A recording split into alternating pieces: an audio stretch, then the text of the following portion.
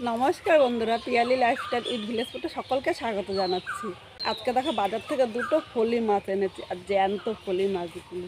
এই দেখো, এই একটা বড় বড় মানে মাঝারি সাইজের ফলি মাছগুলো। গরমে তো আমাদের হালকা পাতলা খাওয়া উচিত, তাই বাটা মশলা দিয়ে ফলি মাছে পাতলা ঝোল করবো। আর খুব সাধারণভাবে এইভাবে আমার মা করতো। মার হাতের এই ফলি মাছের ঝোল কিন্তু আজকেও আমি ভুলতে পারিনি, সেই স্বাদ। তাই আজকে মার মতো রান্না করার চেষ্টা করব, দেখি পারি নাকি জানি না। আর তোমাদের সাথে পুরো ভিডিওটাই শেয়ার করব, খুব ভালো লাগবে কিন্তু। আর এইভাবে রান্না করলে গরম ভাতে দারুণ লাগে। তাহলে মাছটা কাটতে আমি চলে এসেছি আমাদের বাড়ির পেছনে বাগানে। তাহলে চলো তোমাদের বাগানটা আগে একটু ঘুরিয়ে দেখাচ্ছি। বন্ধুরা, এই দেখো আমাদের বাগানটা, বাড়ির পিছনে বাগানে। আর গরমে না খুব ভালো লাগে, আর ঠান্ডা, গাছপালায় ভর্তি। আর এখানে কিন্তু সব রকমের ফলের গাছ পাবে। এই দেখো, ওখানে লেবু গাছ, কাঁঠাল গাছ, তারপর চালতা গাছ, এই যে আম গাছ, তারপরে ধরো জলপাই গাছ, লিচু গাছ, সব ধরনের, সবেদা গাছ, সব ধরনের ফল গাছ আছে কিন্তু। ওই জায়গায় পেঁপে গাছ। তাহলে চলো এখন গিয়ে আগে আমি মাছটা কেটে নেবো। এই বাগানের পরিবেশটা কীরকম লাগলো অবশ্য তোমরা কমেন্ট করে কিন্তু জানিও। তা চলো আগে মাছটা আমি কেটে নেব। বাগানের পেছনে প্রচণ্ড ঠান্ডা, তাই মাছ কাটতে কিন্তু আমি বাগানের পেছনেই চলে আসি। আর এই ফুলি মাছের আঁশগুলো কিন্তু খুব ছোট ছোট। এইভাবে প্রথমে আঁশগুলো ছাড়িয়ে নিচ্ছি।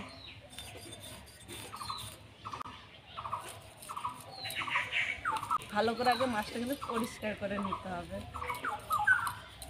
এবার ফলি মাছের এই পাখাগুলো দেখো, পাখাগুলো কেটে নেব। ফলি মাছ কিন্তু আমাদের শরীরের পক্ষে অনেক ভালো, এটা কিন্তু অ্যান্টিবায়োটিকের কাজ করে। কেটে নিলাম। এবার মাছটা আমি পিস করে নেব।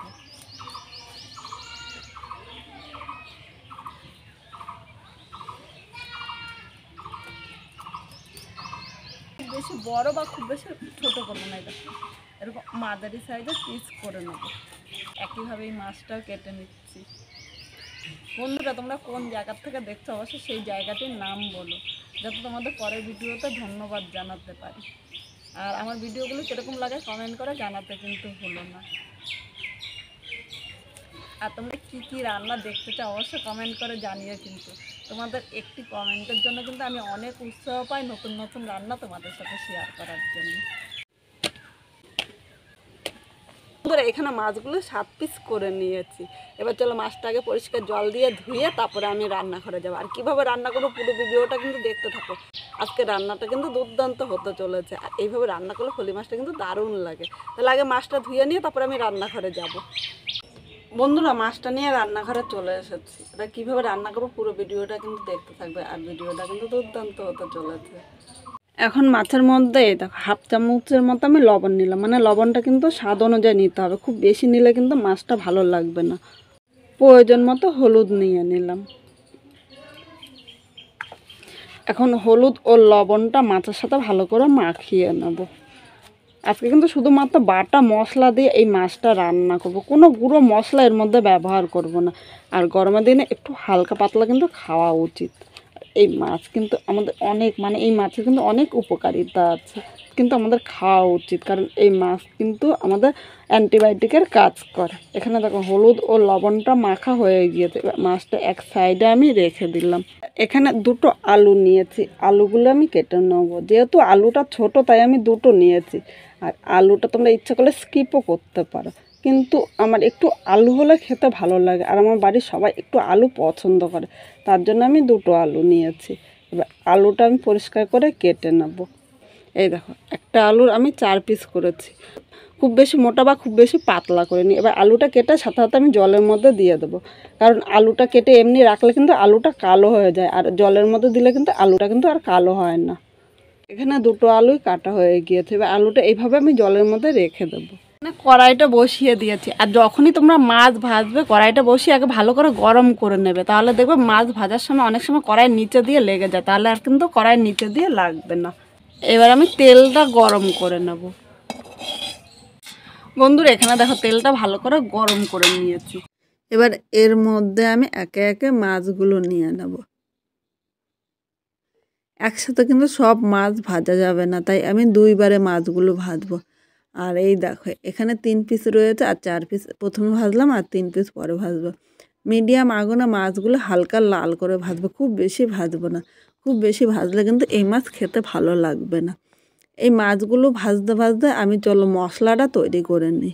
এখানে আমি 3 কোয়া আদা নিলাম, 5টা পাকা লঙ্কা নিয়েছি। যেহেতু গুঁড়ো মশলা দেবো না, এই পাকা লঙ্কায় কিন্তু কালারটা চলে আসবে। আর তোমরা যেরকম ঝাল খাবে সেই হিসাবেই কিন্তু লঙ্কাটা নিয়ে নেবে। এর সাথে 1/2 চামচ জিরে দিলাম। আদা লঙ্কা ও জিরেটা আমি একসাথে বেটে নেব। বন্ধুরা এখানে মশলাটা বাটা হয়েছে, আর দেখো বাটায় মানে যত মিহি করে বাটা যায় মিক্সচারে কিন্তু তত মিহি হয় না। আর মিক্সচারে মশলা থেকে পাটায় মশলার স্বাদ কিন্তু বেশি হয়। এবার মশলাটা আমি একটা পাত্রের মধ্যে তুলে নেব। মশলাটা করতে করতে এদিকে কিন্তু সব মাছগুলো ভাজা হয়েছে। আর মাছগুলো এর থেকে বেশি কিন্তু ভাজবো না, এর থেকে বেশি ভাজলে কিন্তু খেতে ভালো লাগবে না। এবার মাছগুলো আমি তুলে নিলাম। আর দেখো মাছগুলো কিন্তু খুব বেশি ভাজবো না। এদিকে কড়াইতে তেল রয়েছে, তাই আলাদা করে কিন্তু তেল দেবো না, এই তেলে পুরো রান্নাটা করব। এবার এই জায়গায় প্রথমে একটা শুকনো লঙ্কা সম্বাদ দিলাম, এর সাথে 1/2 চামচ জিরে সম্বাদ দিয়েছি। এবার 1 সেকেন্ড আমি ভেজে নেব। 1 সেকেন্ড ভেজে নিয়েছি। এবার এই জায়গায় যে আলুগুলো কেটে রেখেছিলাম আলুগুলো আমি নিয়ে নিলাম, এর সাথে সামান্য একটু লবণ দিলাম। এখন লবণটা নেড়ে চেড়ে আলুটা আরও 3 থেকে 4 মিনিট হালকা লাল করে ভেজে নেব। আর এই সময় কিন্তু মিডিয়াম আগুনে ভাজতে হবে, কারণ খুব জোরে আগুন দিলে আলুটা উপর দিয়ে লাল হবে আর ভেতর দিয়ে কাঁচা থাকবে, তখন কিন্তু খেতে ভালো লাগবে না।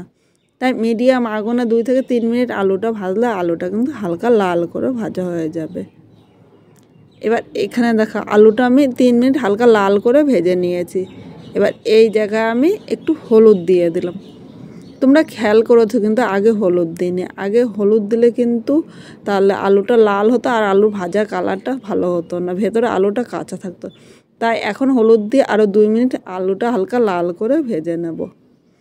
এখানে আলুটা লাল করে ভেজে নিয়েছি। এবার এই জায়গায় যে মশলাটা আমি রেডি করে রেখেছিলাম মশলাটা নিয়ে নিলাম। বাটির গায়ে মশলা লেগেছিলো তাই বাটিটা ধুয়ে সামান্য একটু জল নিলাম। এখন মশলাটা এর সাথে নেড়ে চেড়ে মিশিয়ে নেব। মশলাটা মেশানো হয়ে গিয়েছে। এবার এই জায়গায় দেখো স্বাদ অনুযায়ী আমি লবণ নিলাম ও 1/2 চামচ হলুদ দিয়ে দিলাম। হলুদ ও লবণটা এর সাথে নেড়ে চেড়ে মিশিয়ে নেব। এখন এই জায়গায় মাঝারি সাইজের একটা টমেটো দিয়ে দিলাম, ইচ্ছে করলে টমেটোটা তোমরা স্কিপও করতে পারো। টমেটোটা এর সাথে নেড়ে চেড়ে মিশিয়ে নেব। এখন মশলাটা ততক্ষণই কষাতে হবে যতক্ষণ না মশলা থেকে কাঁচা গন্ধ যায়। আর এই মশলা কষাতে কষাতে মশলার সাথে টমেটোটা কিন্তু খুব সুন্দরভাবে মিশে যাবে। মশলাটা কিন্তু মিডিয়াম আগুনে কষাবো, কারণ মিডিয়াম আগুনে মশলা কষালে মশলা কষানো কিন্তু খুব সুন্দর হয়। এখানে দেখো কথা বলতে বলতে মোট আমি 8 মিনিট মশলাটা কষিয়ে নিয়েছি আর মশলার থেকে তেলও ছেড়ে দিয়েছে। এবার মশলাটা আর একবার আমি একটু নেড়ে চেড়ে নেবো, নাহলে নিচে দিয়ে কিন্তু ধরে যাবে, আর নিচে দিয়ে ধরে গেলে খেতে ততটা ভালো লাগবে না। এবার এই জায়গায় আমি গরম জল দিয়ে দিলাম। অবশ্যই তোমরা চেষ্টা করবে একটু গরম জল দিতে, গরম জল দিলে ঝোলটা তাড়াতাড়ি ফুটবে আর আলুটা সেদ্ধ হয়ে যাবে, খেতেও ভালো লাগবে। আর ঠান্ডা জল দিলে ঝোলটা কিন্তু খুব দেরিতে ফুটবে, আলুটা শক্ত থাকবে, তখন খেতে কিন্তু একদম ভালো লাগবে না। এবার মশলার সাথে সব কিছু নেড়ে চেড়ে মিশিয়ে নিলাম। এখন আমি ঝোলটা ভালো করে ফুটিয়ে নেব, তারপরে মাছ দেবো। কিন্তু ঝোল না ফুটতে মাছ দেবে না, তাহলে কিন্তু মাছটা খেতে ভালো লাগবে না। বন্ধুরা এখানে ঝোলটা আমি 5 মিনিট ভালো করে ফুটিয়ে নিয়েছি। এবার এর মধ্যে একে একে আমি মাছগুলো নিয়ে নেব। এখানে সব মাছগুলো নিয়ে নিয়েছি। এখন ঝোলের সাথে নেড়ে চেড়ে মিশিয়ে আমি আরও ঝোলটা 2 থেকে 3 মিনিট ফুটিয়ে নেব। মানে মাছের মধ্যে যতক্ষণ না ঝোলটা ঢুকে ততক্ষণে কিন্তু ভালো করে ফুটিয়ে নিতে হবে। আর এই মাছের ঝোলটা ফুটতে ফুটতে চলো একটা জিনিস নিয়ে আসি। মানে আজকে আমার কাছে কিন্তু দেশি ধনেপাতা নেই, আর দেশি ধনেপাতা না থাকলে আমি কিভাবে রান্না করি সেইটাই কিন্তু তোমাদের সাথে শেয়ার করছি। এই দেখো বিলাতি ধনেপাতা, এই দেখো পাতাগুলো কি সুন্দর। এখান থেকে কিছু পাতা নিয়ে নেব। 4টে পাতা নিয়েছি, আর বেশি পাতা লাগবে না কিন্তু। এবার চলো পাতাগুলো নিয়ে রান্না করে দেয়।